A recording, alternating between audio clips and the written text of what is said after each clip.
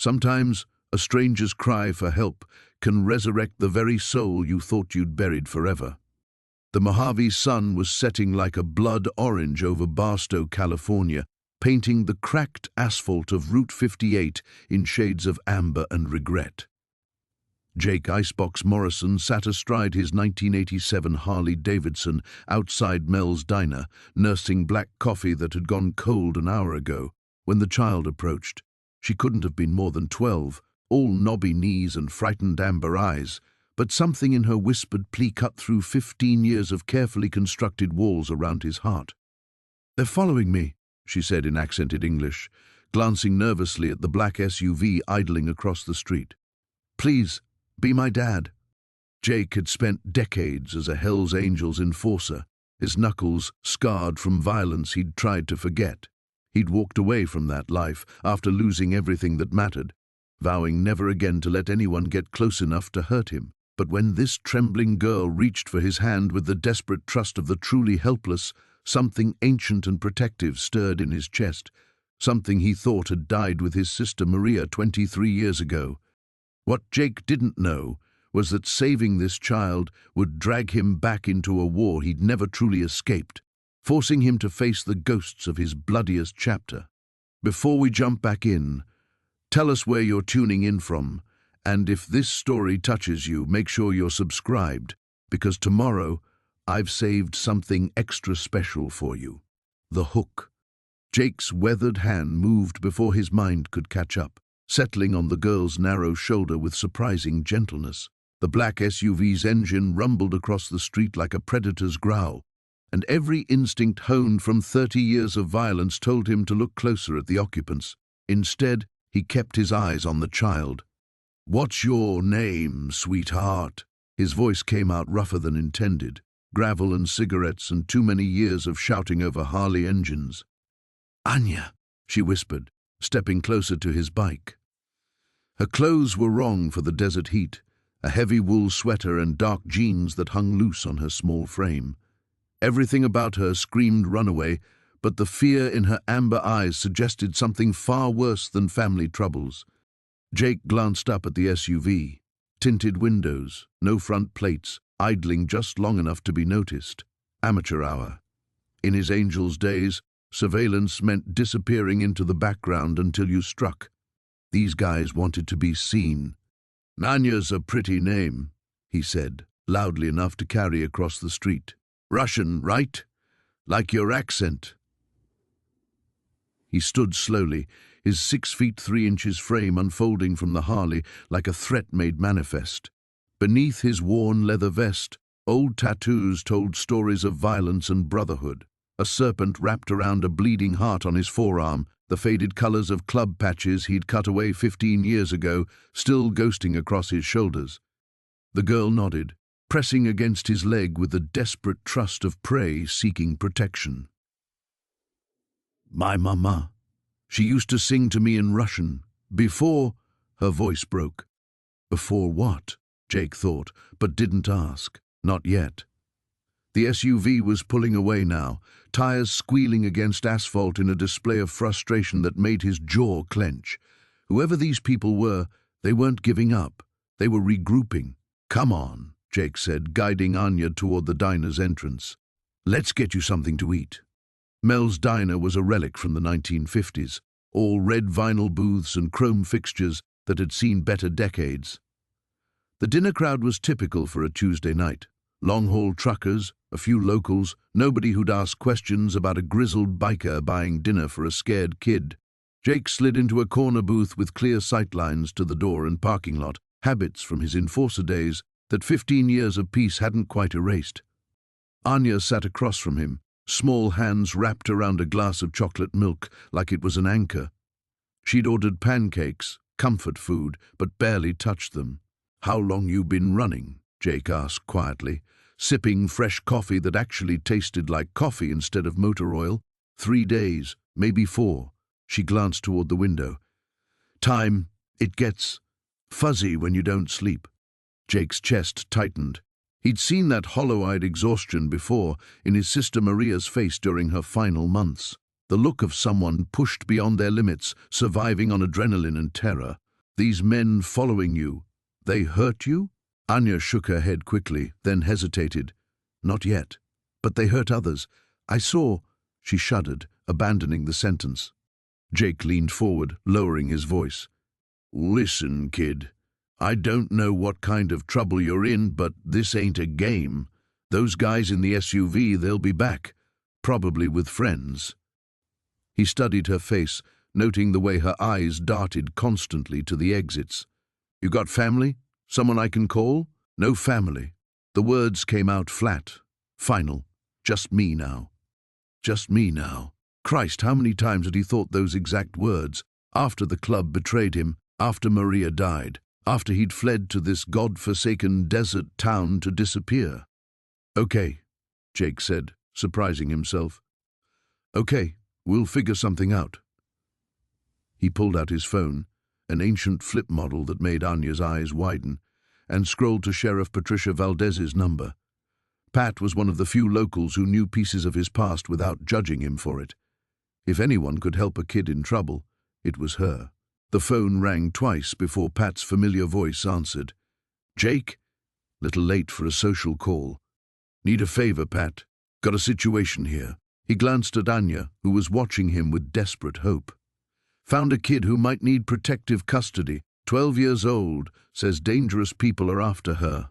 A pause. Where are you? Mel's diner. And Pat, the people following her aren't locals. Another pause, longer this time. Pat knew his history well enough to read between the lines. When Jake Morrison talked about dangerous non-locals, it meant the kind of trouble Barstow wasn't equipped to handle. I'll be there in 10 minutes. Don't let the kid out of your sight. Jake closed the phone and met Anya's anxious gaze. Help's coming, sweetheart. You're safe now. But even as he said the words, Jake's eyes swept the parking lot through the window, searching for black SUVs and remembering that in his experience, safety was always temporary. Sheriff Patricia Valdez arrived in exactly 9 minutes, her patrol car sliding into the parking lot with the quiet efficiency that had made her Barstow's most respected law enforcement officer for the past decade. Jake watched through the window as she stepped out, compact, weathered, moving with the careful awareness of someone who'd seen enough trouble to recognize it from a distance. Her dark eyes swept the lot before settling on the diner, and Jake caught her slight nod when she spotted his Harley. That's my friend, Jake told Anya, who had gone rigid at the sight of the uniform. She's good people, one of the few cops I trust. Anya's grip tightened on her chocolate milk. Police? They don't always help people like me. The pain in those words hit Jake harder than it should have. He'd spent 15 years in Barstow learning to trust again, rebuilding something resembling a normal life from the wreckage of his past. The idea that this kid had never experienced that basic safety made his chest ache. Pat entered with her usual understated authority, scanning the diner's occupants before approaching their booth. She slid in next to Jake, her presence immediately filling the space with calm competence. Evening, Jake. Her voice carried the easy familiarity of old friendship. And you must be Anya.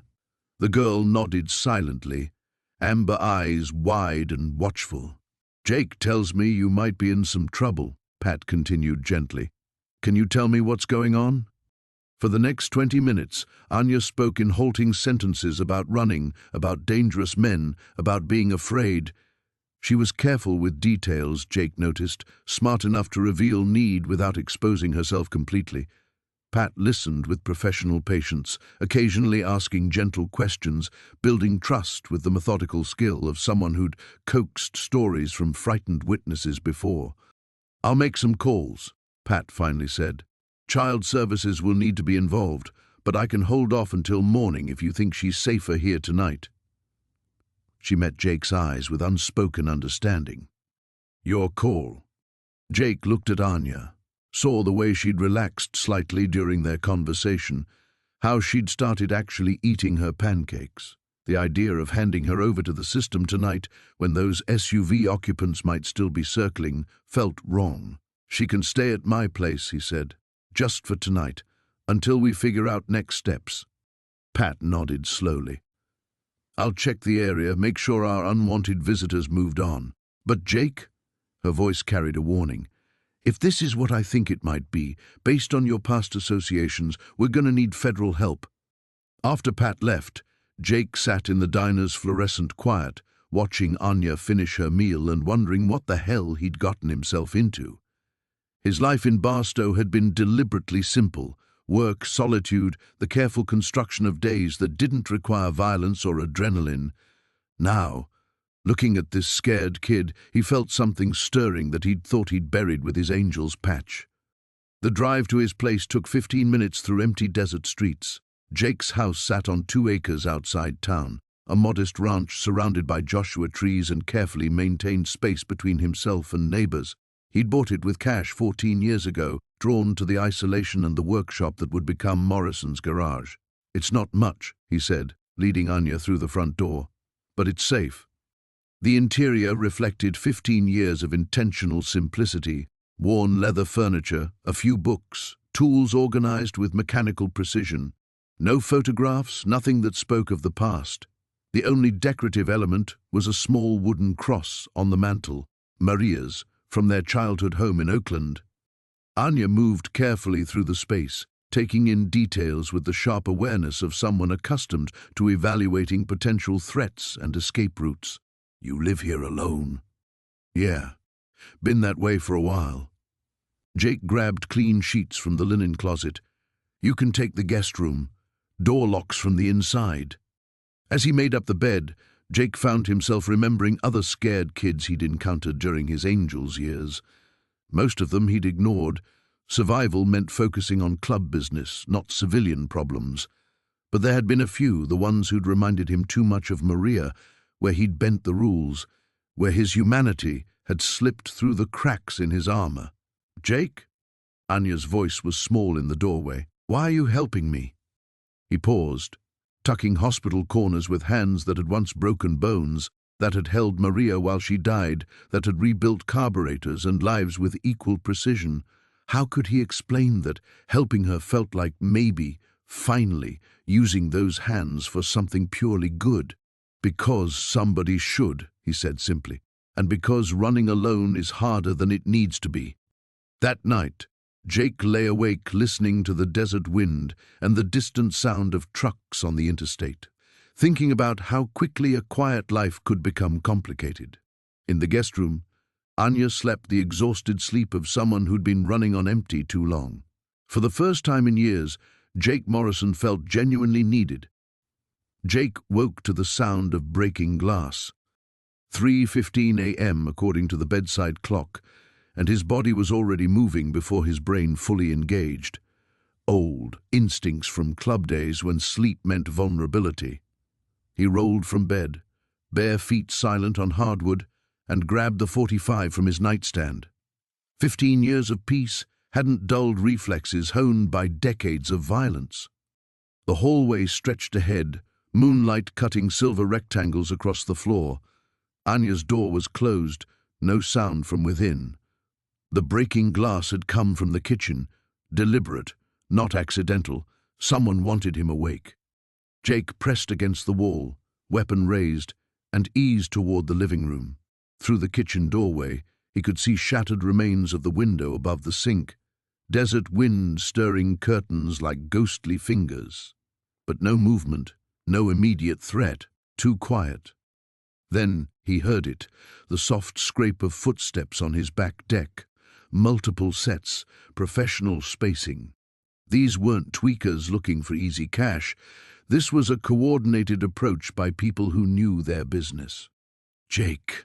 Anya's whisper came from behind him. She stood in her doorway, fully dressed despite the hour, those amber eyes wide with familiar terror. They found us. Get in the bathroom, he whispered back. Lock the door. Stay low. She shook her head. They want me. If I run, they hurt you. The simplicity of her statement hit him like a physical blow. How many 12-year-olds understood tactical sacrifice? How much had this kid seen to develop that kind of street wisdom? Before he could respond, his front door exploded inward. 3 men in dark clothing moved through the entrance with military precision, 2 breaking left and right, the third advancing straight down the hallway. Jake caught a glimpse of Slavic features, professional-grade weapons, the kind of coordinated movement that spoke to serious training. Bratva had to be. Time slowed the way it always did when violence became inevitable. Jake's first shot took the lead man center mass, the 45 feet's report deafening in the confined space. The body dropped, but the other two were already moving, automatic weapons chattering return fire that chewed chunks from his hallway walls. "Bathroom!" Jake roared at Anya, laying down covering fire as she sprinted across the hall. Wood splinters and drywall dust filled the air, the acrid smell of gunpowder and fear. His workshop. Jake backed toward the door, leading to his garage, muscle memory guiding him through the familiar layout, even as bullets whined past his head. The workshop had tools, alternative exits, and most importantly, the reinforced walls he'd installed during his more paranoid early years in Barstow. The surviving attackers pursued with professional patience, not rushing into potential crossfire. Jake could hear them communicating in rapid Russian, coordinating their advance. These weren't street thugs. This was military-trained extraction team work. In the workshop, Jake's hands found the lockbox behind his tool cabinet, fingers working the combination even as footsteps approached. Inside, wrapped in oiled cloth like a religious artifact, lay his cut-down Remington 870. 15 years since he'd touched it, but the weight felt familiar as a prayer. The first attacker through the door caught a load of buckshot that painted the wall behind him in abstract crimson. The second dove for cover behind Jake's workbench, automatic fire stitching across the room in deadly arcs. "Enough!" The voice carried a thick accent, authority born of violence and command. "We only want girl. You give us girl, you live." Jake pressed against a steel support beam, breathing hard, tasting copper and cordite. Through the chaos, he could hear Anya crying in the bathroom, terrified sobs that cut through his chest like broken glass. "Counteroffer," Jake called back, chambering another round. "You leave, you live. Maybe." Harsh laughter echoed through the workshop. "You know who we are, old man. You know what we do to people who interfere." Yeah, Jake knew. He'd tangled with the Bratva 15 years ago, back when the Hells Angels had territorial disputes that ended in blood and shallow graves. He knew their methods, their patience, their absolute commitment to completing assignments regardless of cost. He also knew they'd never stop coming for Anya. "Think carefully," the accented voice continued. "Is one little girl worth dying for? Worth bringing all this trouble to your quiet life?" Jake closed his eyes, seeing Maria's face in that hospital bed, feeling the weight of all the people he'd failed to save during his violent years. How many times had he chosen survival over humanity? How many scared kids had he ignored because helping them might complicate his life? When he opened his eyes, his decision crystallized with absolute clarity. "Actually," Jake said, stepping into the doorway with the shotgun leveled, "yeah, she is." The remaining attacker's eyes widened with sudden understanding, not just of immediate danger, but of the fundamental miscalculation they'd made. They'd assumed Jake Morrison was just another aging criminal, soft from years of peaceful living. They'd forgotten that some men, once they found something worth protecting, became infinitely more dangerous than they'd ever been when fighting for themselves. The surviving attacker was young, maybe 25, with the lean build of someone who'd learned violence as a profession rather than a passion. Jake could see the exact moment when bravado shifted to survival calculation, when the kid realized he wasn't facing some washed-up biker, but a man who'd killed before and would kill again without hesitation. "Wait," the Russian said, lowering his weapon slightly. "Wait, we can—" Jake pulled the trigger. The workshop fell silent except for the ringing in Jake's ears and Anya's muffled sobs from the bathroom. 3 bodies lay scattered across his carefully organized space, blood pooling beneath workbenches where he'd spent 15 years rebuilding carburetors and convincing himself he was something other than a killer. His hand shook as he set down the shotgun. Not from fear, from the terrible familiarity of it all.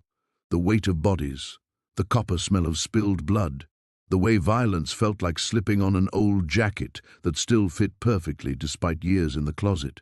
What the hell are you doing, Morrison? The thought hit him like cold water. 3 dead men in his workshop, federal attention coming whether he wanted it or not. His quiet life in Barstow, the careful peace he'd built, all of it burning down because he couldn't walk away from one scared kid. Jake stumbled to the bathroom door, legs suddenly unsteady. "Anya? Honey, you okay?" The lock clicked, and she emerged with tears streaming down her face, but amber eyes bright with something that might have been gratitude. "Are they dead?" "Yeah." Jake's voice came out rougher than he intended. "They're dead." She nodded like this was expected, normal, like 12-year-old girls should understand the mechanics of killing.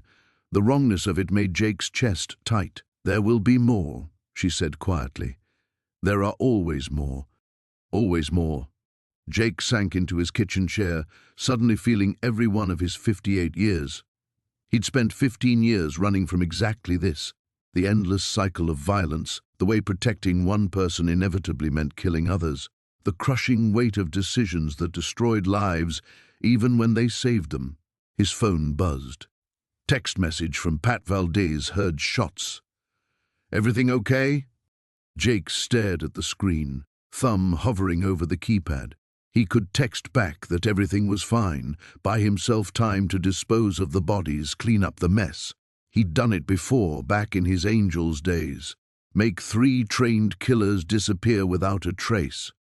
But that would mean dragging Pat into it, lying to one of the few people who'd shown him kindness without judgment.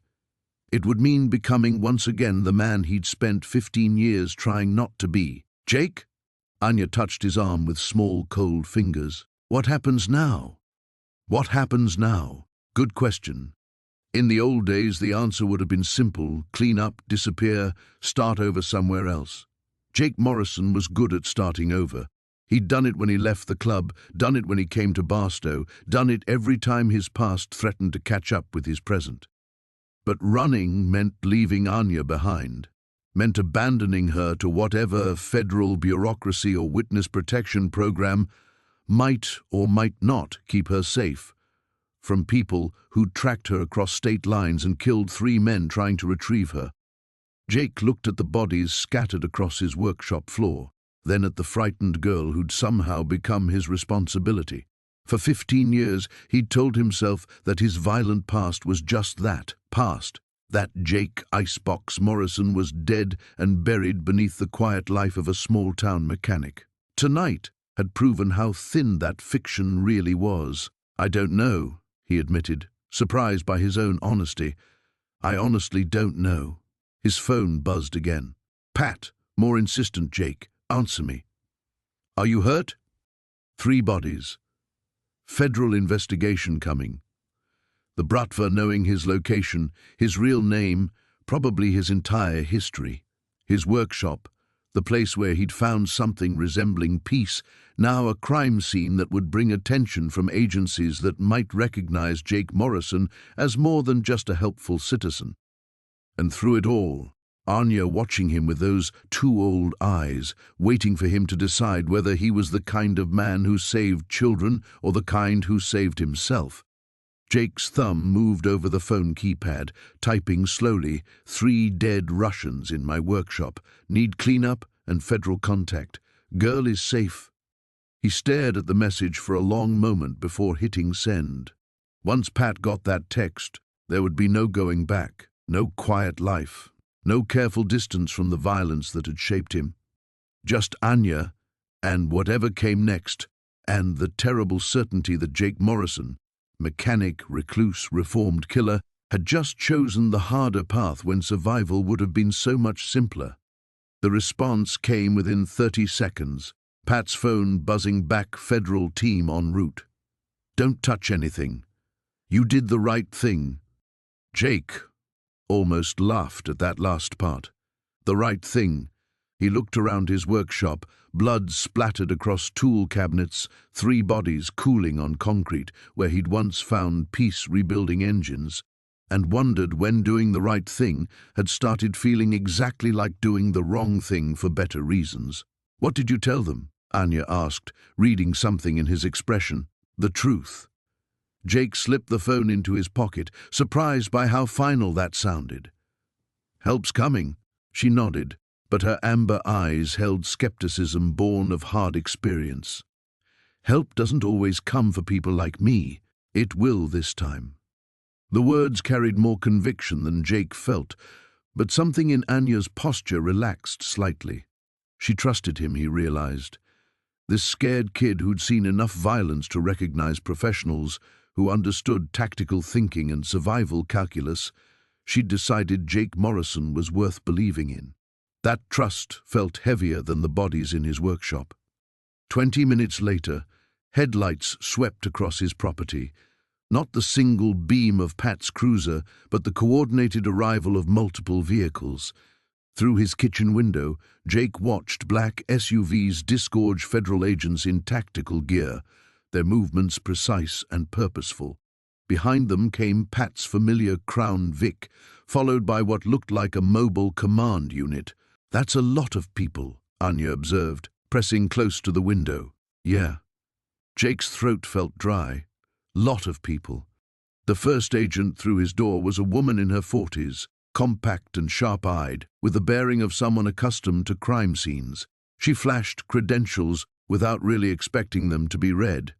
FBI, Jake caught, Special Agent something or other, and immediately began cataloging details with professional efficiency.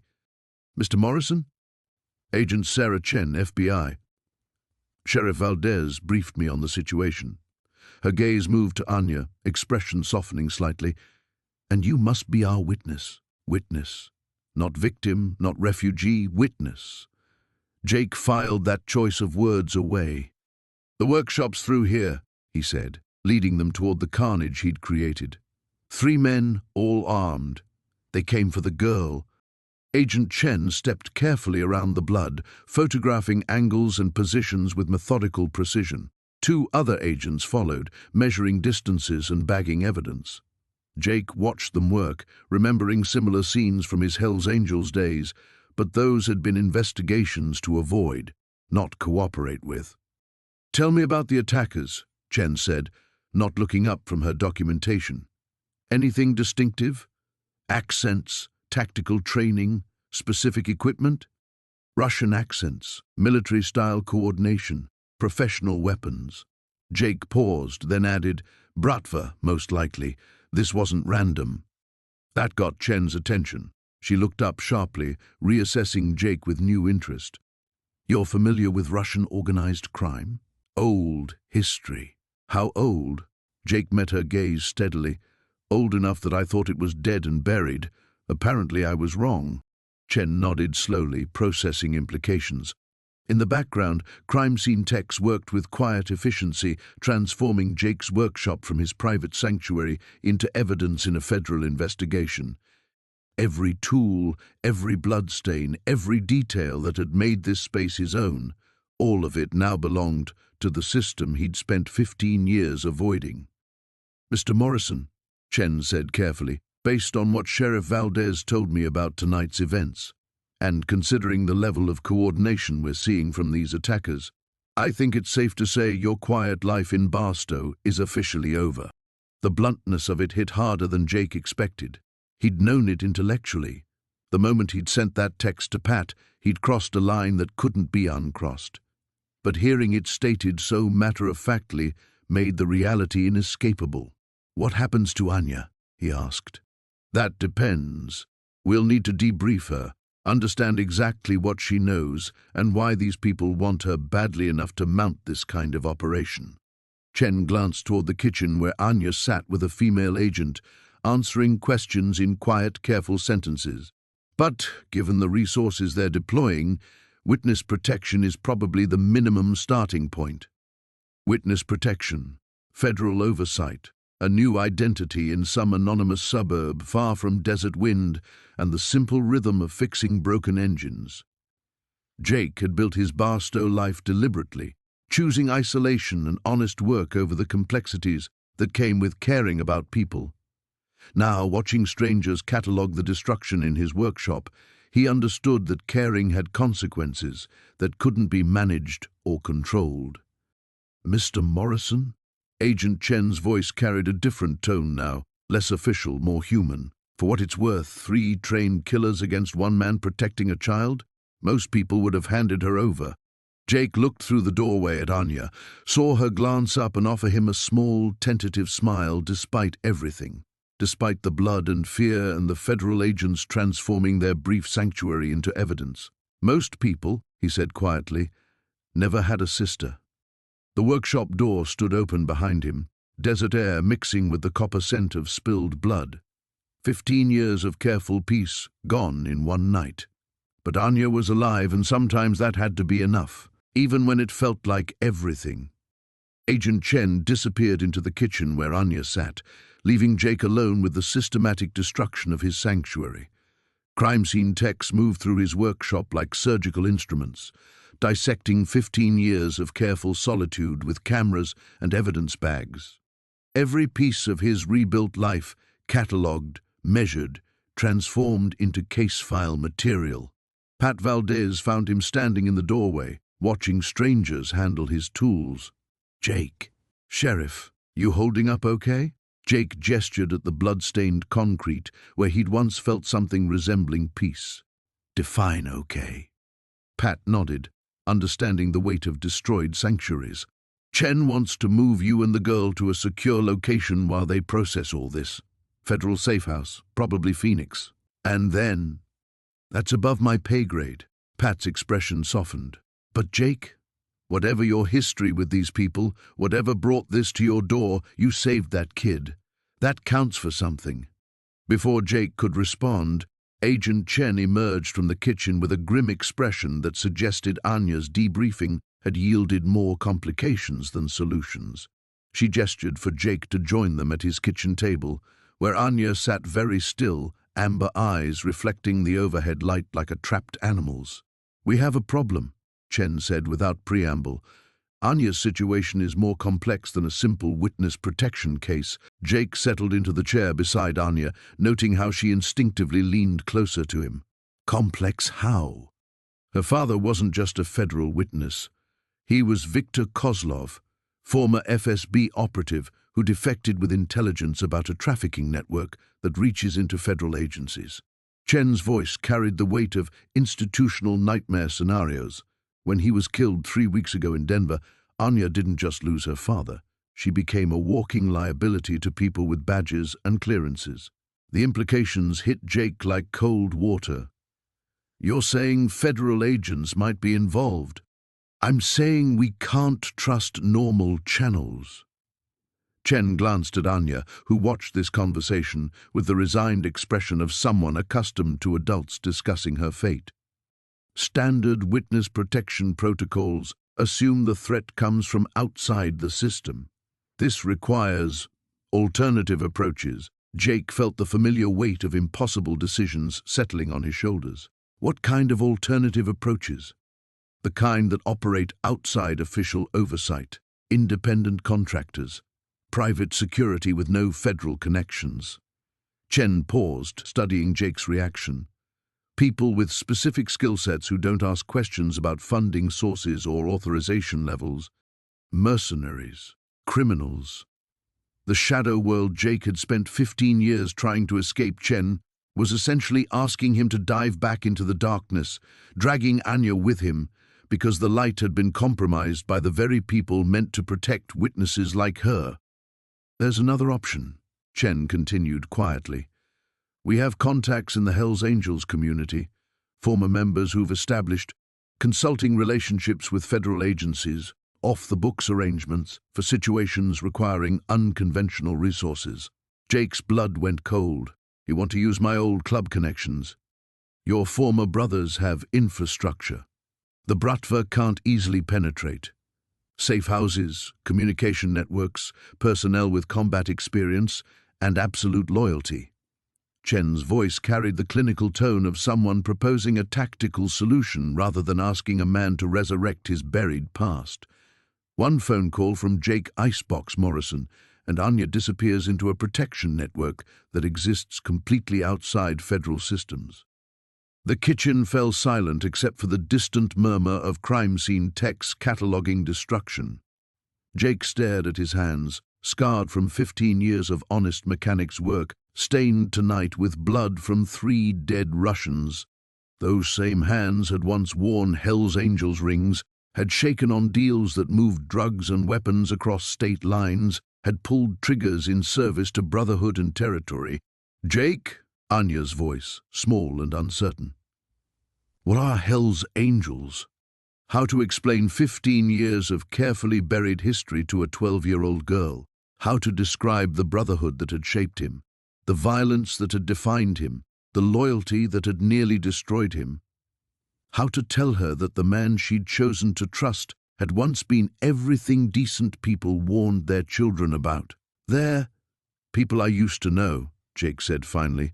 "Before I came to Barstow, before I became a mechanic." Anya studied his face with those 2 old amber eyes, reading truths he hadn't spoken. "Bad people?" Jake met her gaze, remembering Maria in that hospital bed, remembering all the scared kids he walked past during his violent years because helping them would have complicated his life. Sometimes. But they protect what's theirs. Are you theirs? The question cut deeper than Jake expected. Was he? Did 15 years of distance dissolve bonds forged in blood and brotherhood? Could Jake Morrison, small-town mechanic, call on Jake Icebox Morrison, Hell's Angels enforcer, when a frightened child's life hung in the balance? Outside, desert wind rattled his windows, while federal agents transformed his sanctuary into evidence. 3 dead Russians lay cooling in his workshop. Somewhere, people with badges and clearances wanted Anya dead or disappeared, and Agent Chen waited for his decision about whether salvation lay in the past he'd spent 15 years trying to forget. Anya reached across the table, small fingers touching his scarred knuckles. "I trust you, Jake. Whatever you choose." That trust, absolute and unearned, settled the question. Jake pulled his hand free from Anya's touch, the weight of her trust making his decision feel both inevitable and impossible. "I need to make a phone call." Agent Chen nodded, producing a secure satellite phone. "Untraceable. Whatever you need to say, no one else will hear it." Jake stared at the device, its black surface reflecting the kitchen light like a portal to everything he'd buried. 15 years since he'd spoken to anyone from his Hell's Angels days. 15 years of telling himself that Jake Icebox Morrison was dead, that the brotherhood bonds had dissolved with time and distance and deliberate silence. But brotherhood didn't die, it just waited. "The number I need," Jake said slowly. "I haven't dialed it since 2009. You remember it?" "You don't forget some things." Jake took the phone, his thumb hovering over the keypad.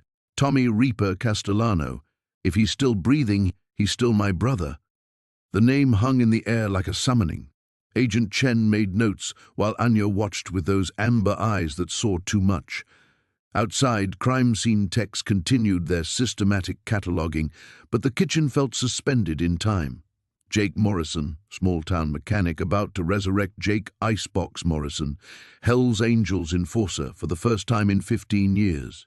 He dialed slowly, each digit feeling like a step backward through time.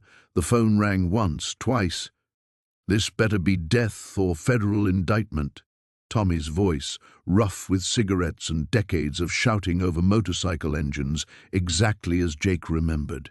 "Hey, brother." Silence. Then, "Jesus Christ. Icebox?" "Yeah." 15 years of radio silence, and now you call at 3 in the morning. This is either the best news I've heard in decades or the worst trouble any of us has ever seen. Jake looked at Anya, saw her small hands folded carefully in her lap, saw the trust she'd placed in a man who'd once been exactly the kind of person her father had probably warned her about. "It's trouble, Tommy. The kind that needs family. Talk to me." The words came slowly at first, then faster as Jake remembered the shorthand of brotherhood, the way angels communicated in operational necessities rather than emotional complications. He outlined the situation in tactical terms: 12-year-old witness, federal corruption, Russian mafia, immediate threat requiring off-grid protection. He didn't mention his sister Maria, didn't explain why saving one scared kid had become worth resurrecting his buried past. Tommy listened without interruption, processing implications with the strategic mind that had kept their chapter alive through federal investigations and territory wars. When Jake finished, silence stretched across the connection. "You're asking me to put club resources on the line for a Fed's kid," Tommy said finally. "After 15 years of you being dead to us, I'm asking you to help me save a child. And if I say no? If I tell you that walking away from the Brotherhood means staying away, even when convenient redemption comes knocking?" Jake felt Anya's eyes on him, felt Agent Chen's clinical assessment, felt the weight of his workshop, sanctuary now transformed into a crime scene. He could beg, could explain about Maria and second chances, and the terrible arithmetic of trying to balance 15 years of selfish peace against one night of doing something that mattered. Instead, he said simply, "Then I handle it alone." Another silence. Then Tommy's voice, softer, alone. "Like you handled everything for 15 years. Tommy, Club voted you dead when you disappeared, icebox, held a funeral and everything, drank a lot of beer, told stories about the crazy bastard who could take 3 men in a bar fight and never lose his temper." A pause. "But dead brothers don't call asking for favors." Jake's chest tightened. He'd known this moment would come eventually, the reckoning between who he'd been and who he'd tried to become. "I'm not asking as a brother. I'm asking as someone who needs help protecting a kid. You think there's a difference?" Before Jake could answer, the kitchen door opened and Pat Valdez stepped inside, expression grim. He gestured urgently to Agent Chen, who moved to intercept him in low, urgent conversation. Jake caught fragments, roadblock, federal vehicles, not our people. Agent Chen turned back to the table, face pale. "We have incoming. 3 vehicles, federal plates, but they're not on any authorization I have. They'll be here in 10 minutes. The corrupted system, moving faster than anticipated." Jake looked at the phone in his hand, at Anya, whose amber eyes had gone wide with recognition of familiar danger, at Agent Chen, whose professional composure was cracking under the pressure of federal agents she couldn't identify or trust. "Tommy," Jake said into the phone, "I need an answer. Now. Where are you?" Jake rattled off his address, watching Chen coordinate with Pat about defensive positions and escape routes that didn't exist.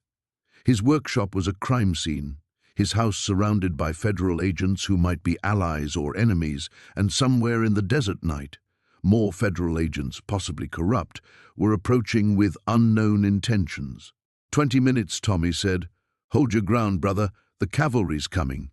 The line went dead, leaving Jake Morrison, mechanic and former killer, to discover whether 15 years of buried brotherhood still meant salvation when everything else had failed. 20 minutes.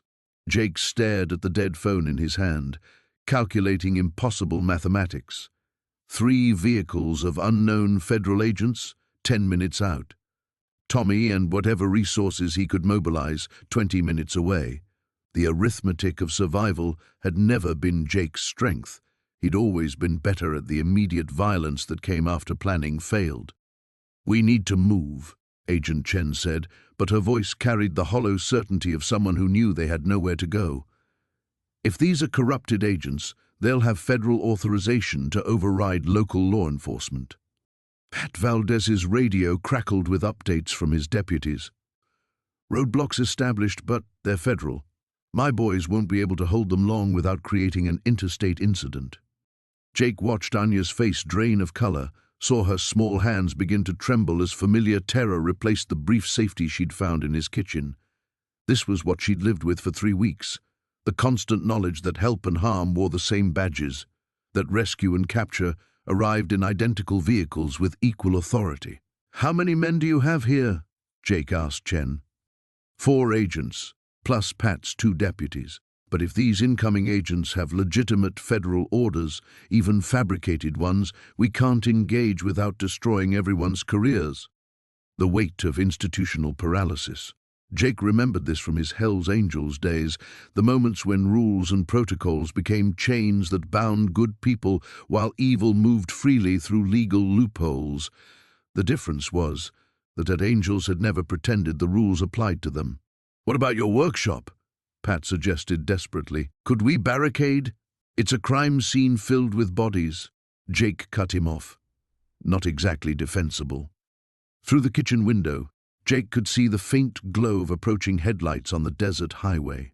Federal vehicles moving with the unhurried confidence of absolute authority.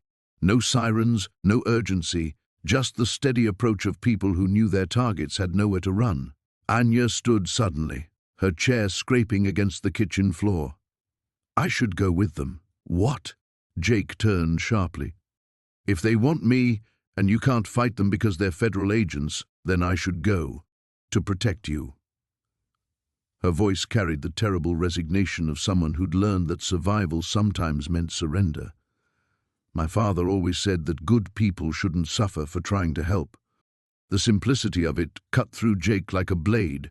A 12-year-old girl offering to walk into darkness to spare the adults who'd failed to protect her. It was exactly what Maria would have done, the same selfless calculation that had led her to trust the wrong people, to believe that sacrifice could somehow balance the scales. "No," Jake's voice came out harder than he intended. "That's not how this works. But if they have federal authority—" "Fuck! Federal authority!" The words hung in the kitchen air, shocking everyone, including Jake himself. Agent Chen's eyes widened. Pat Valdez looked like he'd swallowed his tongue.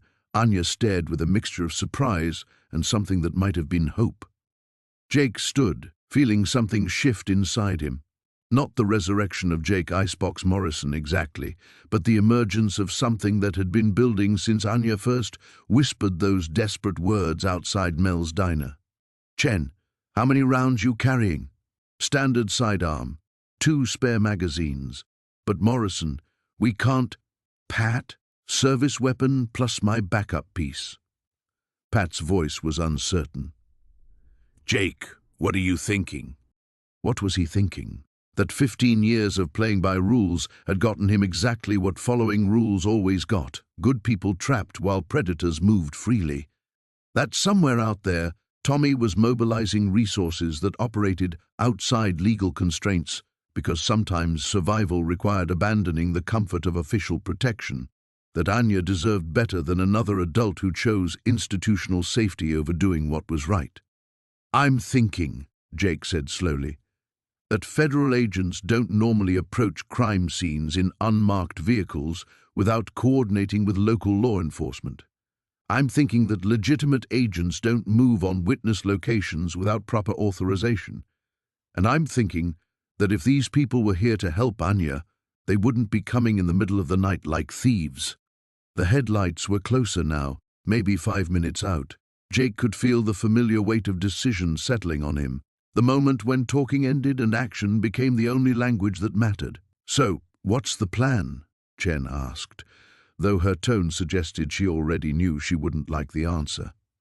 Jake looked at Anya, saw her watching him with those amber eyes that held too much trust and too much fear, saw his sister Maria in that hospital bed, dying because good men had followed rules while evil men ignored them. "The plan," Jake said, checking his watch and calculating Tommy's arrival against the approaching vehicles, "is that we stop pretending this is a law enforcement problem and start treating it like what it actually is, which is war." The war lasted exactly 4 minutes. Jake had positioned everyone strategically, Chen and one agent covering the front approach, Pat and his deputies watching the flanks, the remaining federal agents securing potential escape routes through the back of his property. He'd moved Anya to the interior hallway, away from windows, with strict instructions to stay down no matter what she heard. It should have worked. The approaching vehicles had federal plates, but moved like mercenaries, their occupants visible in the headlights as they deployed without proper federal protocols. No radio coordination, no identification announcements, just tactical advancement toward his house with weapons drawn. When Tommy's motorcycle convoy crested the desert hill, 8 Hells Angels riding hard with engines that sounded like controlled, thunder. Jake felt the first surge of hope he'd experienced all night. His brothers had come. The cavalry was here. That's when everything went wrong. The federal vehicles didn't retreat or attempt negotiation. Instead, they opened fire immediately. Not the careful, measured response of legitimate law enforcement, but the overwhelming violence of people who knew they were operating outside all rules. Chen went down in the first volley, her shoulder exploding in blood as she tried to identify herself. Pat's deputy took rounds through the kitchen window, his scream cutting through the desert air. Tommy's angels responded the only way they knew how, with brutal, direct violence that transformed Jake's peaceful sanctuary into a war zone. Motorcycles became cover as automatic weapons appeared from leather saddlebags. The sound was deafening. Engines, gunfire, shouted orders in multiple languages that suggested the federal agents were anything but federal. Jake pressed himself against his hallway wall, trying to reach Anya's position while bullets shattered his windows and splintered the doorframe. This wasn't the controlled violence of his enforcer days. This was chaos, friendly fire mixing with hostile rounds while his 15 years of careful peace disintegrated in 4 minutes of pure hell. "Jake!" Anya's voice, terrified but alive. He found her crouched behind his washer and dryer, amber eyes wide with terror that no child should ever experience. "What's happening?" Before he could answer, the shooting stopped. Not gradually, just ended, like someone had thrown a switch. The sudden silence felt more ominous than the gunfire. Jake peered around the corner toward his destroyed kitchen. Through the shattered windows, he could see bodies scattered across his yard, but he couldn't tell which were his people and which belonged to the enemy. Tommy's voice was shouting orders somewhere outside, but Jake couldn't make out the words over the ringing in his ears. Then he heard Agent Chen calling his name, her voice weak but urgent. Jake found her propped against his refrigerator, pressing a dish towel against her shoulder wound. Blood had soaked through her federal jacket, but she was conscious and focused. "They're regrouping," she gasped. "Not federal, definitely brought for contractors with federal identification. But Morrison, there's something else." "What?" "During the firefight, one of our agents got a radio transmission. There are more vehicles coming, local police units that someone called in about domestic terrorists and federal officers under fire." Chen's face was pale, but her eyes were sharp. "They're going to frame this, make it look like you and the Angels attacked legitimate federal agents." The trap closed around Jake like a steel jaw. The corrupt agents hadn't just come to take Anya. They'd orchestrated a scenario that would destroy everyone trying to protect her. Local police would arrive to find dead federal agents, Hell's Angels with illegal weapons, and Jake Morrison right back in the violent world he'd spent 15 years escaping. "How long?" Jake asked. 10 minutes, maybe less." Jake looked at Anya, saw her amber eyes reflecting the same terrible understanding that had probably filled her father's face when he realized his enemies operated from inside the system itself. There was nowhere to run that badges and federal authority couldn't follow, no sanctuary that couldn't be transformed into a crime scene with the right narrative and planted evidence. Outside, Tommy was calling for him, but Jake could hear sirens now, distant but approaching fast. His brother had risked everything to answer the call, and now they were all trapped in a scenario designed to destroy them. "Jake," Anya whispered, "I'm sorry. This is my fault." That's when Jake realized what he'd lost. Not just his peace, not just his sanctuary, not even his carefully constructed new life. He'd lost the illusion that good intentions and right choices could somehow overcome a system designed to protect predators and destroy anyone who threatened their operations. He'd tried to save one frightened child, and instead he doomed everyone who tried to help. Chen bleeding on his kitchen floor, Tommy and the Angels about to be framed as domestic terrorists, Pat and his deputies caught in the crossfire of federal corruption they'd never even known existed. All because Jake Morrison had believed for one foolish night that 15 years of honest living had earned him the right to be a hero. The sirens were getting closer. Outside, Tommy was still shouting his name, still believing rescue was possible. Jake closed his eyes and accepted the truth. Sometimes trying to do right just made everything worse. The revelation. Jake opened his eyes and looked at the blood on his hands. Chen's blood from helping her with the shoulder wound, mixed with plaster dust from his shattered walls. The sirens were maybe 5 minutes out now, and Tommy's voice outside had taken on the urgent tone of a man who understood they were out of time. But something had shifted in those few seconds of darkness. Not acceptance, something sharper, more dangerous. "Anya," Jake said quietly, "where exactly did your father work before he went into witness protection?" She looked up at him through tears. FBI Financial Crimes Division. He was investigating money laundering through government contracts. What kind of contracts? I don't know. Something about Homeland Security funding, border protection. Her voice trailed off as she saw Jake's expression change. The pieces clicked together with the sound of a gun being cocked. Jake had spent 15 years assuming his violent past was separate from his peaceful present. That Jake Icebox Morrison and Jake the mechanic were different men living different lives. But what if they weren't separate at all? "Jen," Jake said, his voice cutting through her pain. The human trafficking network Anya's father was investigating. How was it funded? She struggled to focus through the blood loss. Federal grants, Homeland Security money allocated for border protection, but diverted to private contractors who... She stopped, seeing something in Jake's face. "Morrison, what is it?" Jake stood slowly, fragments of memory assembling into a picture that made his stomach turn. 15 years ago, when he'd disappeared from the Hells Angels, it hadn't just been because he was tired of violence. There had been a job, one last enforcement action that had gone wrong in ways he'd never fully understood. A federal witness, a family that needed to disappear permanently. Money changing hands through channels that connected Russian crime families to American officials. A little girl with dark hair who'd screamed for her daddy as men in federal jackets dragged her away. "Maria," Jake whispered, the name falling from his lips like a confession. "What?" Anya's voice was small and confused. Jake knelt beside her, studying her amber eyes with new recognition. Not just familiar, identical to eyes he'd seen in old photographs, in memories he'd buried so deep he'd convinced himself they were nightmares. "Your father," Jake said carefully. "What was his name before witness protection?" "Dmitry Volkov." "But Jake, why does that—" The world tilted. Jake gripped the washing machine for support as 15 years of carefully constructed lies crumbled around him. Dmitry Volkov, the federal agent who'd been investigating the same network that had employed Jake as muscle, who'd gotten too close to connections between Russian mobsters and American officials. The same Dmitry Volkov whose family Jake had been ordered to eliminate in what his Hells Angels handlers had called federal witness cleanup.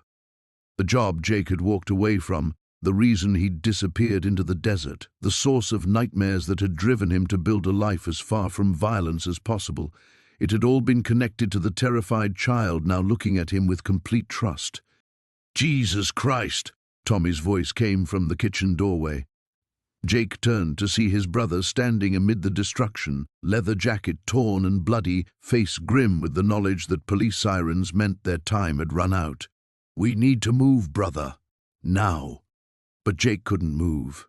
He was staring at Anya, at Maria's daughter, at the child whose family he'd been ordered to destroy, who'd somehow survived and grown up and found her way back to the one man who'd refused to kill her father. "Jake?" Anya's voice was uncertain now, sensing the shift in him.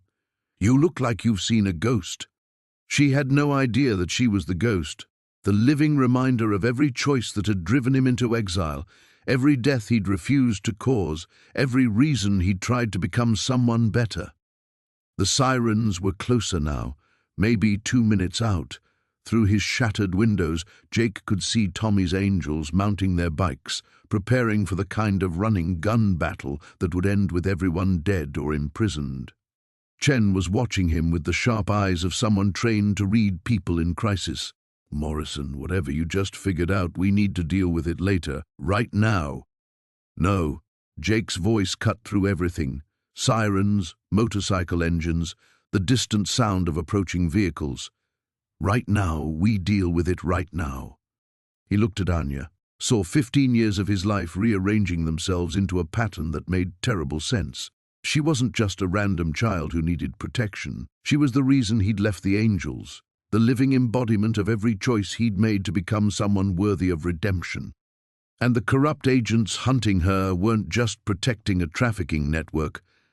They were finishing the job Jake had refused to complete 15 years ago. "Anya," Jake said quietly, "I think I knew your father, and I think I know why they really want you dead." The revelation changed everything, because suddenly this wasn't about saving a stranger's child. This was about finishing what he'd started the night he chose salvation over damnation, and discovered that some choices echo across decades. Gathering strength. The silence that followed Jake's words stretched like a wire about to snap. Anya stared at him with those amber eyes, her father's eyes, while sirens wailed their approach, and Tommy shifted impatiently in the doorway. "You knew my papa?" Anya's voice was barely a whisper.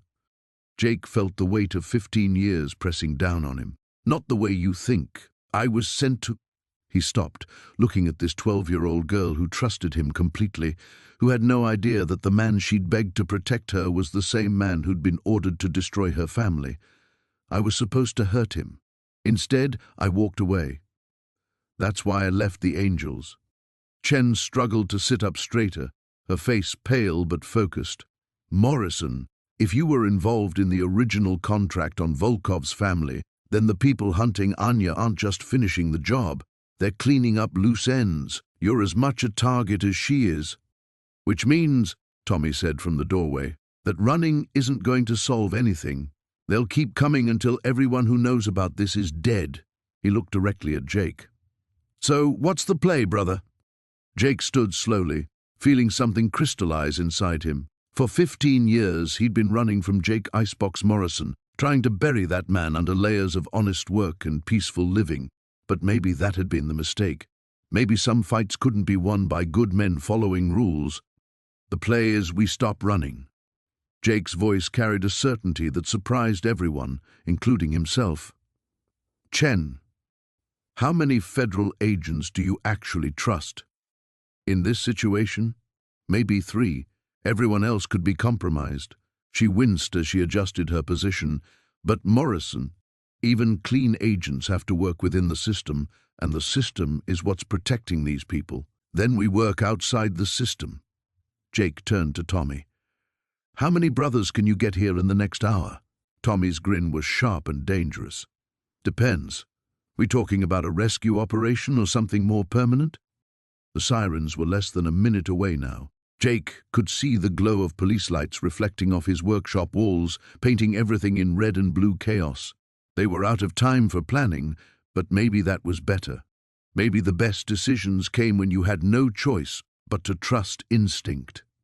"Anya," Jake said, kneeling beside her, "I need you to listen very carefully. Your father didn't just investigate financial crimes. He discovered that some very powerful people were using federal money to fund human trafficking operations. That's why they killed him, and that's why they want you dead. Not because you know something specific, but because your existence proves their operations went so deep they needed federal agents eliminated." She nodded solemnly. "So they can never stop hunting me." "Not while they're operating from inside the government." Jake looked at Chen. "But what if they weren't? What if their federal protection disappeared?" Chen's eyes narrowed. "You're talking about exposing the entire network. Morrison, that would require evidence, coordination, resources we don't have." "No." Jake stood, feeling Jake Icebox Morrison stirring beneath 15 years of suppression. "It requires something simpler. It requires making them come out into the open, where they can't hide behind badges and federal authority." Tommy understood first. "You want to draw them out, make them commit to a fight they can't walk away from." "Exactly." Jake moved to his gun safe, spinning the combination with practiced efficiency. Inside were weapons he hadn't touched in years, tools from a life he'd tried to forget, but skills that never really disappeared.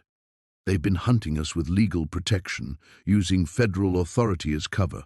But if they're forced into open warfare against the Hells Angels, that protection becomes liability. Because federal agents aren't supposed to be involved in motorcycle gang violence, Chen said, understanding dawning in her voice. Any agent who gets caught in that kind of conflict automatically becomes a liability to the corruption network. Jake pulled out his .45, checked the action with muscle memory that felt like riding a bicycle. They'll have to abandon the federal approach and come at us with purely criminal resources. And when they do that, they're just another crime family, Tommy finished. No badges, no legal immunity, no rules we have to follow. His expression was predatory now, and we know how to handle crime families. The police lights were visible through the windows now, less than 30 seconds out. Jake looked around his destroyed kitchen, at Chen bleeding against his refrigerator, at Anya watching him with complete trust, at Tommy ready to follow him into whatever hell came next. "Can you move?" he asked Chen. "With help. Tommy, get everyone mounted. We're leaving." "Where to?" Jake shouldered a gear bag, feeling 15 years of peaceful living fall away like an old coat. "Somewhere we can control the battlefield. Somewhere they'll have to come to us without federal backup."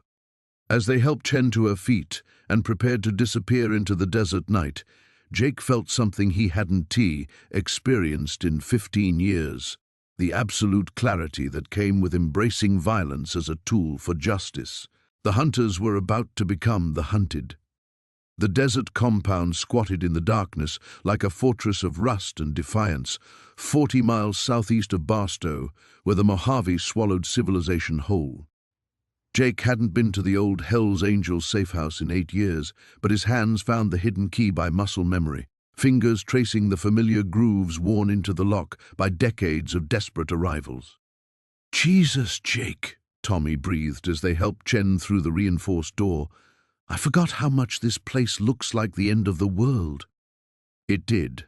Cinder block walls, steel shutters, solar panels jury-rigged to military surplus batteries, everything designed by paranoid men who understood that sometimes the government was exactly what you needed protection from.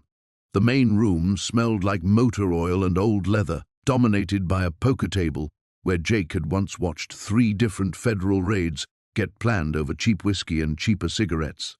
Chen collapsed into a chair, her face grey with blood loss but her eyes still sharp. "This is where you're making your stand. This is where we level the playing field." Jake moved to a wall cabinet, revealing communication equipment that looked military-grade because it was liberated from various federal agencies during the Angels' more enterprising years. "Tommy, how many brothers answered the call?" 12 so far, with more coming. Word spreading that Jake Icebox Morrison is back in the game. Tommy's grin was savage. They remember what that name used to mean. Jake felt the weight of that reputation settling around him like armor he'd forgotten how to wear. Outside, motorcycle engines rumbled in the darkness as reinforcements arrived. Men who'd ridden with him through wars both literal and metaphorical, who'd followed him into violence because Jake Morrison never asked anyone to go somewhere he wouldn't lead. Anya sat quietly on a military surplus cot, amber eyes reflecting the harsh fluorescent lighting. She looked impossibly small in the concrete bunker, but there was steel in her posture that reminded Jake painfully of her father. Dmitry Volkov had possessed that same quiet strength the night Jake had been sent to kill him. The night Jake had discovered some lines couldn't be crossed, no matter who gave the order. "Jake," she said softly, "are you afraid?" The question cut through 15 years of carefully constructed distance. He knelt beside her, studying a face that carried echoes of the federal agent who died protecting evidence that could have destroyed the trafficking network. Terrified, Jake admitted, but not of dying, of making the wrong choice again. What was the wrong choice before? Jake glanced at Chen, who was listening despite her injuries, then at Tommy checking weapons with the efficiency of a man preparing for war. The truth felt like swallowing glass, but Anya deserved honesty from the man she'd trusted with her life. 15 years ago, I was sent to kill your father and make your family disappear. Instead, I walked away from the job and disappeared myself. I thought that was enough, that removing myself from the equation would somehow balance the scales. Jake's voice carried the weight of every sleepless night since. But walking away from evil isn't the same as stopping it. Your father died anyway, just took them longer to arrange. Anya was quiet for a long moment, processing words no child should ever have to understand. When she spoke, her voice carried a gravity that belonged to someone decades older. My papa used to say that good men who do nothing are worse than evil men who do everything, because evil men don't know better. She looked directly at Jake. You know better now? Before Jake could answer, the radio crackled to life. Tommy's voice cut through the static. Jake, we've got company. 3 black SUVs 2 miles out and closing fast. No lights, but they're coming hard. Chen struggled to her feet, federal training overriding pain. They found us fast, too fast. Her face was grim. Morrison, I think we've got a bigger problem. If they can track us to a location this remote this quickly, they're not just using federal resources, they're using federal assets. Real-time satellite surveillance, NSA-level communication intercepts. The magnitude of corruption hit Jake like a physical blow. This wasn't just dirty agents protecting trafficking operations. This was systemic compromise, reaching into the highest levels of national security infrastructure. How do we fight something that big? Anya whispered. Jake stood, feeling the last vestiges of peaceful Jake Morrison dissolve into memory. Outside, engines roared as Tommy's Angels took defensive positions around the compound. Inside, communication equipment hummed with the chatter of men preparing to die for something larger than themselves. For 15 years, Jake had believed redemption meant leaving violence behind. But standing in that concrete bunker, looking at a 12-year-old girl who represented every failure and every possibility for atonement, he finally understood the truth. Sometimes redemption required becoming exactly who you'd tried to stop being. We don't fight the system, Jake said, reaching for his. 45. We burn it down. The black SUVs materialized from the darkness like predators emerging from deep water, their engines a low growl that seemed to make the desert itself hold its breath. Jake watched through reinforced windows as tactical lights swept across the compound's perimeter, probing for weaknesses with the systematic efficiency of professionals who'd done this before. Positions. Jake's voice carried across the radio with the authority of a man who'd commanded respect in rooms full of killers. The response was immediate, motorcycle engines cutting to silence as Tommy's Angels melted into defensive positions they'd rehearsed during wars most people preferred to forget. Chen struggled to a communications console, her federal training overriding blood loss and pain. Morrison, they're jamming civilian frequencies, but they can't block everything. If I can reach my clean contacts... No. Jake's voice was ice-cold certainty. No federal cavalry riding to the rescue. Tonight we settle this the old way. Anya pressed herself against the concrete wall, amber eyes wide but unafraid. Jake, what do you need me to do? The question hit him like a physical blow. Here was a 12-year-old girl asking how she could help in what would certainly become a war zone, displaying the same quiet courage that had gotten her father killed. For a moment, Jake saw every child who'd been failed by men like him. His sister Linda, countless trafficking victims, the innocents destroyed while good men followed rules that evil men ignored. You stay alive, Jake said, kneeling beside her. That's your job. Stay alive and remember everything, because if this goes wrong, you're the only one who knows the whole truth. Outside, tactical lights went dark. The sudden silence was more ominous than engine noise. It meant professionals switching from approach to assault mode, coordinating through encrypted channels, while Jake's people communicated through hand signals and 15 years of shared violence. Tommy's voice crackled through the radio one final time. Jake, they're dismounting. 30 seconds. Jake moved to the weapons locker, his hands finding the modified AR-15 he'd sworn never to touch again.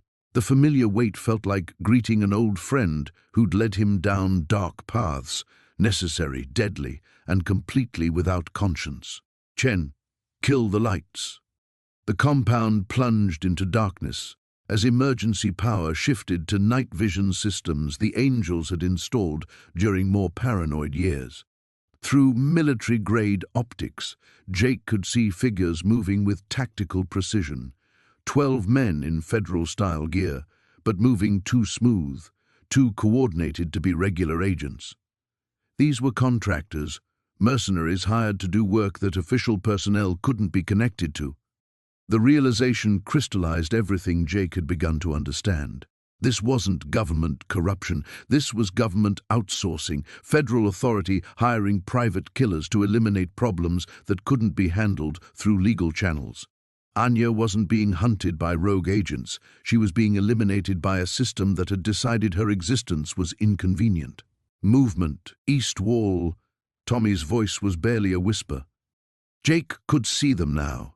3-man teams approaching from different angles, communicating through hand signals that suggested military training, professional, efficient, and utterly without the hesitation that might save Anya's life if they breached the compound. But they'd made one crucial mistake. They'd approached this like a federal operation against civilians, not like a military assault against men who'd spent decades perfecting violence as an art form. Jake keyed his radio, light them up.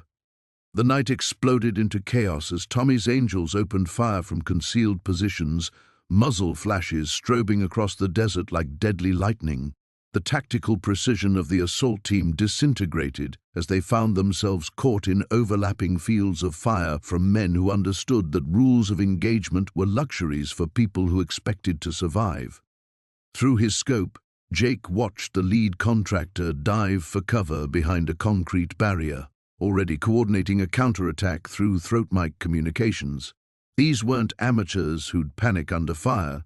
They were professionals who'd adapt quickly to unexpected resistance, which meant Jake had perhaps 60 seconds before they regrouped and demonstrated why private military contractors commanded premium rates. He moved toward the compound's rear exit, knowing that the real battle wouldn't be won through defensive positions. Anya needed more than protection. She needed the entire network hunting her to be dismantled, and that required taking the fight directly to people who'd grown comfortable operating from the shadows. "Jake, where are you going?" Anya's voice cut through the gunfire. He looked back at her, seeing 15 years of careful redemption about to be sacrificed on the altar of necessary violence. To finish what I should have finished 15 years ago. The compound door opened onto a desert that had become a war zone, and Jake stepped into it with the absolute certainty of a man who'd finally understood the difference between peace and justice. Sometimes the only way to save innocence was to embrace damnation completely. The desert air tasted of gunpowder and blood as Jake moved through the chaos with predatory precision, his 15 years of forced peace dissolving like smoke in the wind. The tactical team's suppressive fire chewed chunks from concrete barriers, but these mercenaries had made a fatal miscalculation. They'd come prepared for a siege, not a hunt. Jake Icebox Morrison was done hiding behind walls. He flanked wide left, using the compound's bulk to mask his approach, while Tommy's Angels maintained devastating crossfire from elevated positions. Through his scope, Jake could see the team leader, a scarred man in tactical gear, directing the assault with military efficiency. The face was familiar, surfacing from memories Jake had spent years trying to bury. Marcus Webb, former Delta Force, turned private contractor after a dishonorable discharge for excessive violence in Afghanistan. Jake had crossed paths with him during the Angels' darkest operations, when federal agencies hired criminal organizations to handle problems that couldn't officially exist. Webb was coordinating a flanking maneuver through hand signals, repositioning his men to breach the compound's eastern wall. Professional, methodical, and utterly without conscience, exactly the kind of operator who'd execute a 12-year-old girl without losing sleep. Jake settled into a shooting position behind a burnt-out vehicle, muscle memory guiding movements he'd practiced 10,000 times in another life. The familiar weight of the rifle felt like coming home to a house you'd burned down and rebuilt with better materials. Jake Morrison. Webb's voice cut through the gunfire, amplified by tactical speakers. 15 years in hiding, and you come out for some Russian brat? The great icebox, reduced to babysitting. Jake didn't respond. Words were luxury items in situations where seconds determined survival. "We know about your sister," Webb continued, his voice carrying the practiced cruelty of a man who understood psychological warfare. "Little Linda Morrison, age 14 when she disappeared. You've been carrying that guilt for 30 years, haven't you? All those girls you couldn't save." The words hit like physical blows, designed to destabilize and provoke.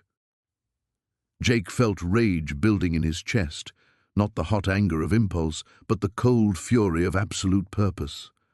Webb was trying to make this personal, but it had been personal from the moment Anya whispered those desperate words outside Mel's diner.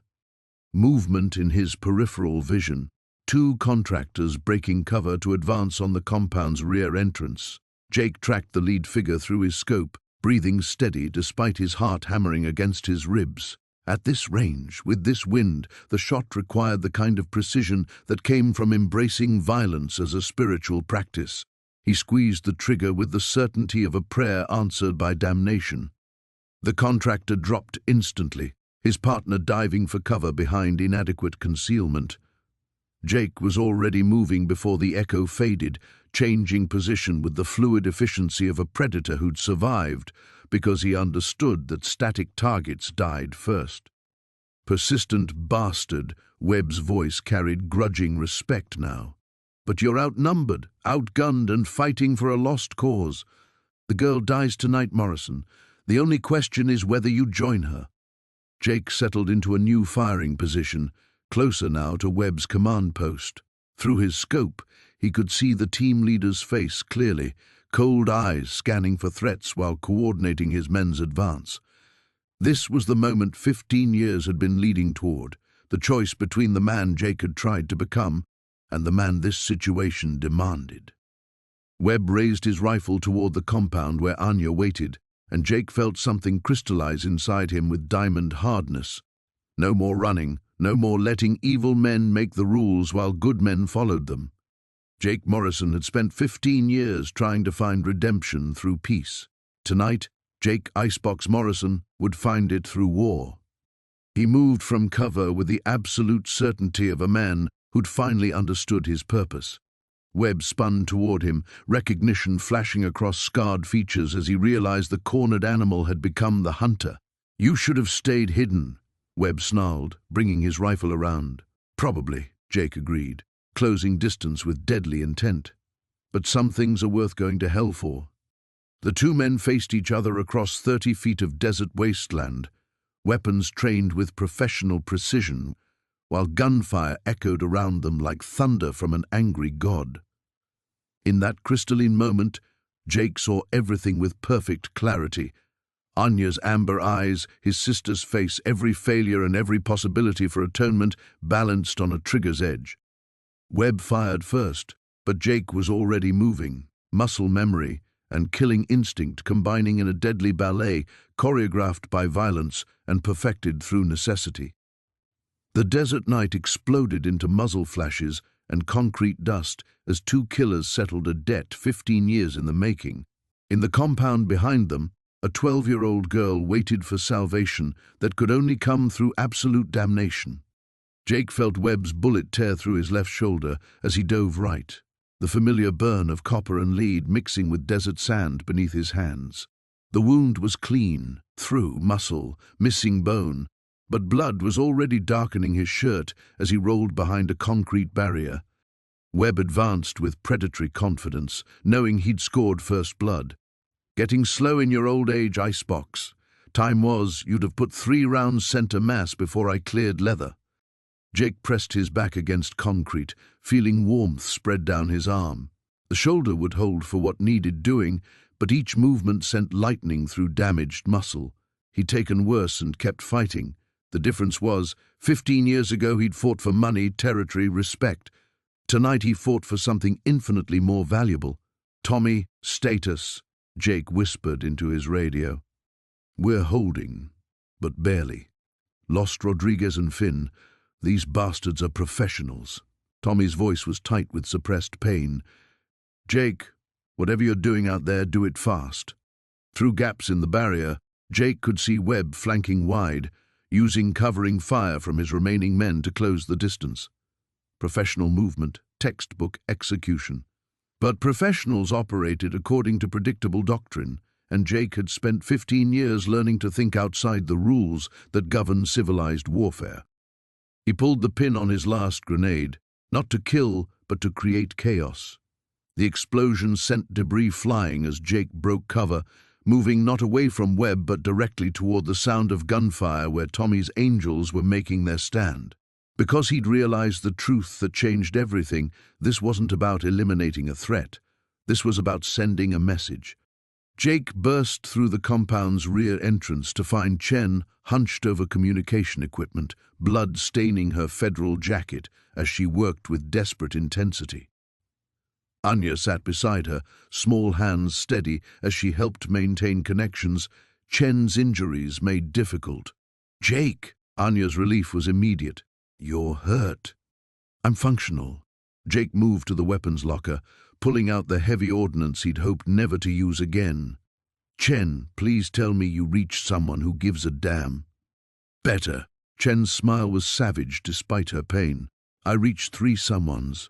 My clean contacts in FBI, DEA, and Treasury. They're scrambling task forces now. Full federal response, media alerts, congressional notifications. Whatever black budget operation is hunting Anya, it's about to become very public very quickly. Jake felt something shift in his chest. Not relief, but the terrible certainty of what victory would cost. Outside, Webb's voice carried over diminishing gunfire. Morrison, you've got nowhere to run. Send out the girl, and maybe your angels live to ride another day. Anya looked at Jake with amber eyes that had seen too much but somehow retained their capacity for trust. He's lying, isn't he? Yeah. Jake checked the modified shotgun, muscle memory loading shells with practiced efficiency. Men like Webb don't leave witnesses. Never have, never will. Then, what do we do? Jake knelt beside her, seeing his sister's face in features that belonged to another lost girl. Another failure he couldn't afford to repeat. The weight of 15 years pressed down on him, every peaceful day stolen from violence, every morning he'd woken up clean, every moment of ordinary life he'd built from the ashes of who he used to be. All of it balanced against the life of one 12-year-old girl who'd trusted him with words whispered in desperation outside a desert diner. Anya, I need you to understand something. Jake's voice carried the gravity of confession. What I'm about to do, it means I can't go back to being the man who's been taking care of you, the man who fixes motorcycles and drinks coffee and pretends his hands are clean. That man dies tonight. She studied his face with the intensity of someone reading her own future in another person's choices. Will the little girl live? The question cut through 15 years of careful rationalization. Jake Morrison had spent decades trying to balance scales that couldn't be balanced, seeking redemption through withdrawal, when what the world needed was someone willing to wade into darkness and fight. Yes, he said, the little girl lives, no matter what. Then do what you have to do, Jake Morrison. The sound of his real name, spoken without judgment, without fear, with complete understanding of what it meant, felt like absolution and damnation combined. Jake stood, feeling the last vestiges of peaceful rehabilitation fall away like a discarded skin. Outside, Webb was positioning for final assault. Confident in numbers and tactical superiority, he had every advantage except the one that mattered. Jake Morrison had finally stopped trying to be someone else. He moved toward the door, carrying enough firepower to turn the compound's entrance into a killing field. Behind him, Anya's voice followed like a benediction. Thank you for being my dad when I needed one. Jake stepped into the desert night, leaving 15 years of careful redemption behind forever. The desert night erupted into violence that lasted exactly 4 minutes and 37 seconds. Jake knew because the compound's emergency timer had been running since the first shot, and the silence that followed felt like stepping into another world entirely. Webb lay motionless beside a shattered concrete barrier, his tactical radio still crackling with confused voices from surviving mercenaries who'd scattered when their leader fell. Jake stood over the body, smoke rising from the barrel of his shotgun, feeling nothing resembling satisfaction. Victory in situations like this didn't bring peace, it brought different kinds of weight to carry. "Jake!" Tommy's voice cut through the ringing in his ears. "We've got federal vehicles incoming, real ones this time." Through the compound's damaged walls, Jake could see helicopters descending with searchlights that turned the desert into daylight. FBI, DEA, Treasury, Chen's contacts had responded with overwhelming force, the kind of multi-agency coordination that happened when someone's black budget operation got dragged into sunlight. Jake dropped the shotgun and walked back into the compound, each step feeling like emerging from underwater. The man who'd stepped outside had been prepared for damnation. The man walking back carried the strange burden of having survived his own necessary violence. Anya sat exactly where he'd left her, amber eyes tracking his movement with the careful attention of someone evaluating damage. "Are they gone?" "Yeah." Jake slumped against the wall, feeling his shoulder wound properly for the first time. The adrenaline was fading, leaving behind the reality of what his body had endured. "They're gone!" Chen looked up from her radio equipment, her face pale but determined. "Jake, the task forces want statements from everyone. Full debrief, witness protection arrangements for Anya, the whole package. This is going to be big. Congressional hearings, media coverage, complete exposure of the trafficking network." Jake nodded, understanding what she wasn't saying. Justice was coming, but it would arrive through courtrooms and testimony, not through midnight violence in desert compounds. The kind of resolution that required witnesses who could speak in daylight about things that had happened in darkness. "Will they believe her?" he asked. "With the evidence we've gathered, the communications intercepts, the financial trails, Webb's files?" Chen managed an exhausted smile. "They'll have to believe her. This is career-making stuff for prosecutors, the kind of case that gets people elected to higher office." Footsteps approached the compound entrance. Heavy boots, multiple voices, the organized sound of law enforcement securing a crime scene. Jake felt 15 years of careful anonymity about to disappear forever, his name about to be attached to headlines and court documents, his past dragged into public examination. But looking at Anya, he realized he didn't care about any of that anymore. "Hey, kiddo!" Jake's voice was gentler than it had been in hours. "You ready to tell your story to some federal agents?" Anya studied him with that unnerving intensity, reading things in his face that adults missed. "Will you come with me? When they ask questions?" "If they'll let me." Jake paused, feeling the weight of honesty. "Though I should warn you, I'm probably going to be answering a lot of questions myself. About tonight, about the past, about things I've done. Are you in trouble?" The question was asked with the simplicity of childhood, but it cut to the heart of everything Jake had been avoiding for 15 years. Was he in trouble? Legally, morally, spiritually? The answer was complicated in ways that couldn't be explained to a 12-year-old who'd just watched him kill people to keep her alive. "I don't know," he said finally. "But whatever happens, it was worth it." Federal agents appeared in the compound entrance, professional, cautious, weapons drawn but not aimed. The lead agent, a woman in her 40s with tired eyes, surveyed the scene with the expression of someone who'd seen enough crime scenes to recognize the aftermath of justified violence. "I'm Special Agent Martinez, FBI. We're here for Anya Volkov and Jake Morrison." Jake raised his uninjured hand, feeling the strange relief of surrender after 30 years of running from various kinds of law enforcement. "That would be us." Anya moved closer to him, not hiding but seeking comfort from the only stability she'd known in days of chaos. Her small hand found his, and Jake felt something shift in his chest. Not redemption exactly, but the possibility of it somewhere down the road. Mr. Morrison, Agent Martinez continued, we're going to need extensive statements from both of you. This is a complex situation involving multiple federal crimes, congressional oversight, and ongoing investigations. We'll cooperate, Jake said, meaning it completely. Whatever you need. As federal agents began securing the scene and arranging transportation, Jake looked around the compound that had been his refuge for 15 years. Tomorrow this would all be evidence in a federal case. His quiet life, his careful anonymity, his peaceful redemption, all of it transformed into testimony and exhibits and public records. But Anya was alive, and the men hunting her were dead or scattered, and sometimes that was the only kind of victory that mattered. The little girl lived. Everything else was just paperwork. The return. 3 months later, Jake Morrison stood outside Mel's diner in the pre-dawn darkness, watching steam rise from a cup of coffee that had long since grown cold. The familiar weight of routine should have felt comforting.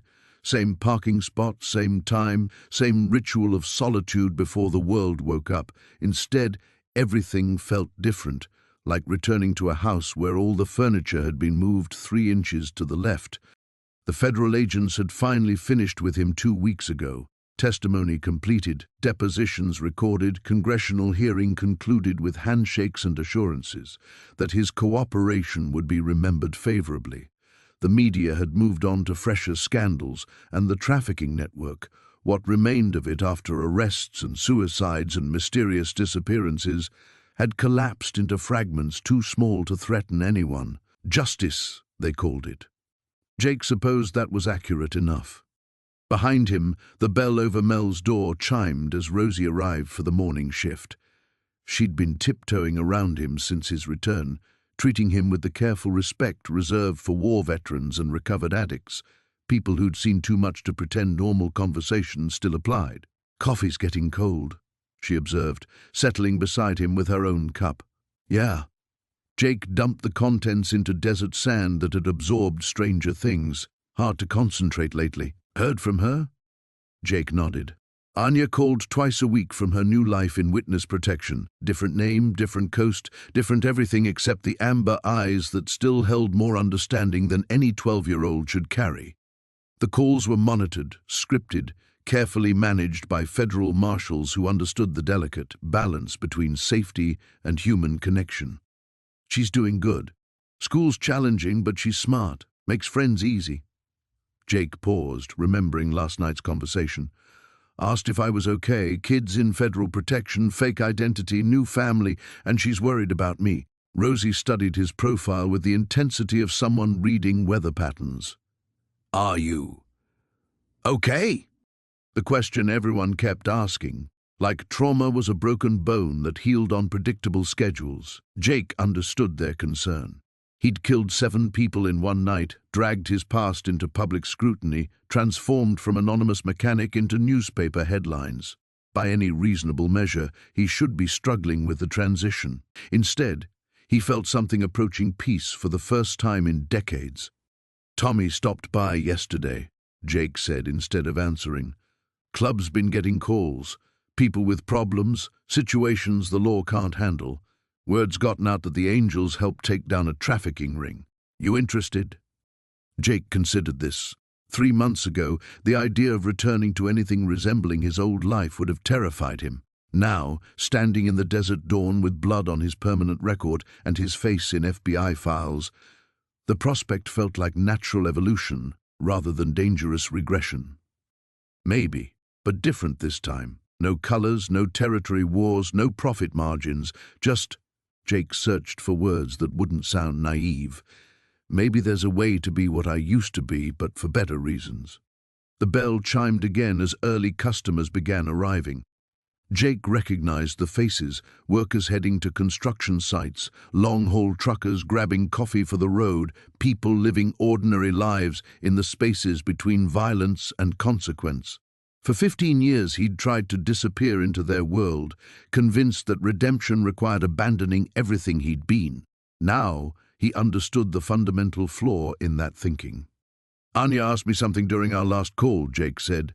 "Wanted to know if pretending to be her father had felt real to me. if protecting her had been like protecting the sister I lost. Rosie waited, understanding that some stories required their own timing. Thing is, it didn't feel like protecting my sister. She was this pure thing I failed to save. Anya's different, tougher.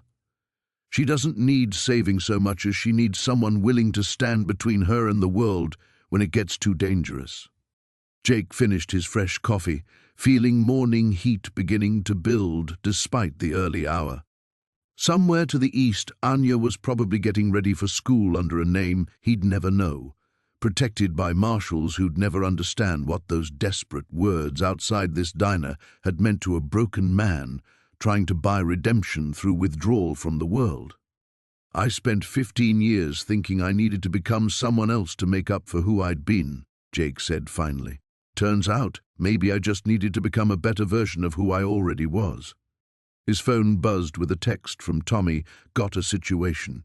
Single mother, ex-husband making threats, local law useless. You interested? Jake stared at the message, feeling 15 years of careful distance collapse into a single moment of absolute clarity. Some men were built for boardrooms and classrooms and quiet lives of ordinary kindness. Others were built for standing between predators and prey when civilization's rules proved insufficient. He typed back, "Send me the address." The little girl had lived. Now it was time to see who else might need a father willing to go to hell for the people who mattered. Jake Morrison pulled his Harley into the gravel lot outside the small ranch house, engine rumbling to silence in the afternoon heat. 6 months had passed since that text from Tommy, and this had become his new routine, not the careful solitude of his hiding years, but purposeful movement through other people's crises. The single mother's situation had resolved quietly. The ex-husband had reconsidered his threats after finding Jake's business card tucked under his windshield wiper. Sometimes the promise of violence was more effective than violence itself. The house belonged to Maria Santos, a 50-year-old nurse whose teenage daughter had been recruited by traffickers operating through social media. Local law enforcement had classified it as a runaway situation. Jake and Tommy's informal network had classified it differently. Tommy emerged from the house, his weathered face showing satisfaction. Girls safe. Bastards who took her are having extended conversations with federal authorities. Jake nodded, feeling the familiar weight of problems solved through methods that wouldn't appear in any official reports. This was his new normal, existing in the spaces between law and justice, using skills learned in darkness to protect people who lived in daylight. His phone rang. The number was blocked, but Jake recognized the careful timing that meant federal oversight. "It's me." Anya's voice carried across 3,000 miles and 6 months of careful protection. At 13 now, her accent had softened, but her directness remained unchanged. "Are you busy?"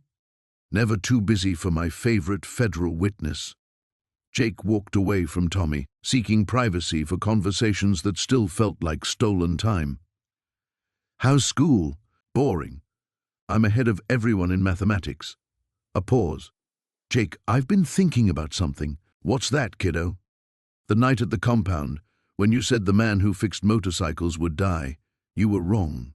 He didn't die, he just stopped hiding." Jake felt his throat tighten. Even in witness protection, with federal marshals controlling every aspect of her communication, Anya could still cut straight through to truths he spent months avoiding. "Maybe," he said. "I know because I watch the news. Maria Santos was interviewed last week about her daughter coming home. She mentioned guardian angels who helped when police couldn't. That was you, wasn't it?" Jake looked back at the house where Maria Santos was embracing Tommy, tears streaming down her face as she thanked them for returning her daughter. 3 families in 6 months, 3 kids who'd gone home to parents who'd thought they were lost forever. You're supposed to be focusing on algebra, not investigative journalism. "I can do both." Anya's laugh carried echoes of the terrified girl who'd approached his motorcycle, but stronger now. "I want you to know something, Jake Morrison. You saved more than just me that night." Before Jake could respond, he heard voices in the background. federal marshals ending the call with bureaucratic efficiency. The line went dead, leaving him standing in desert heat with the weight of absolution he'd never expected to receive. Tommy approached, keys jingling as he prepared to leave. "Maria wants to cook us dinner sometime. Says it's not enough, but it's what she's got. Tell her we'll think about it." Jake watched dust devils dance across the horizon, thinking about ordinary gestures of gratitude from extraordinary people. "Tommy, you ever wonder if we're just finding new ways to justify old habits?" "Every day." Tommy's honesty was immediate.